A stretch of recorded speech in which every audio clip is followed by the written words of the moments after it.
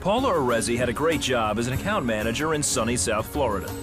But she felt God telling her to leave and take a job at her church, even though the salary they were offering was far less than what she was making. It was hard for me because I'm like, God, you see, I'm struggling. Like, I'm trying to pay my bills. I'm trying to pay this. I'm being responsible. I asked God to help me in terms of just add more money in my account. That's all you have to do. So I was telling God how to fix it. Paula took the job at the church and immediately had a hard time paying her bills. Soon, she resorted to payday loans. It solved the problem, but it was just for that small amount of time. And then those loans became due. Eventually, Paula drained what little savings she had. Within a few months, she had to leave her apartment and moved in with her mother. She stayed in the same room with her sister and her 2 kids. And I remember I went to work and I looked flustered and frustrated. And one of my coworkers came and she said, "What's wrong?" I said, "You know what, I need to do something different." Paula had trusted God earlier when she took the job at her church. Now she knew it was time to trust God again, this time with her money. It's a lesson she learned while watching the 700 Club. Then one day she asked her friend to help her stay consistent with her giving.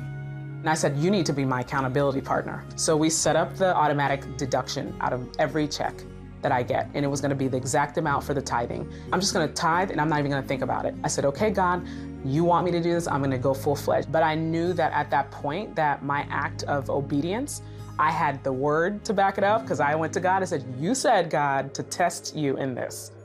A little while after Paula made the decision to trust God and tithe and give to the 700 Club, a door opened up at her job for her to get a higher salary. And literally in 3 days, I got an offer letter with a new position, a higher position within that children ministry that I was working in. And then also God increased my salary $4,000. I said, "Okay, God, yep, you really are, honest with what you say. You said test and you said bring and you will open the heavens." And I felt like I was getting a little spoiled by God. A few months later, Paula felt God telling her that it was time for her to make another career move.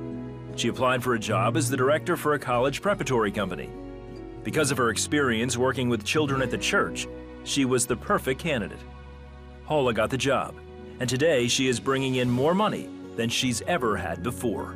I've learned that I need to put God first because that is a prerequisite for Him to even pour out the blessings.